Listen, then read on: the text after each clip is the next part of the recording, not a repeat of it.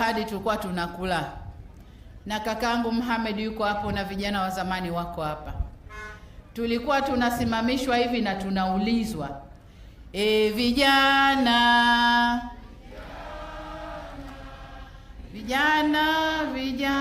taya, vijana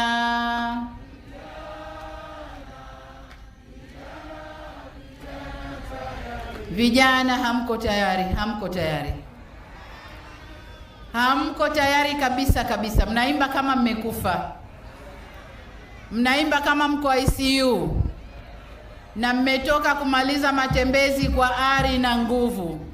Naomba turudie tena, vijana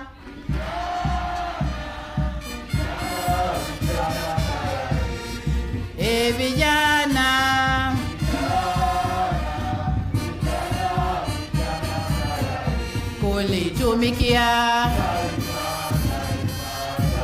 kulitumikia taifa Tanzania. Vijana oye! Aya,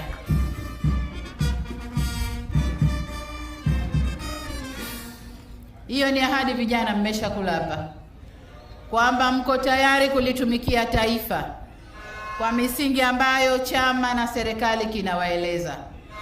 Asanteni sana kwa kunisikiliza. Jamhuri ya Muungano wa Tanzania. Asanteni sana.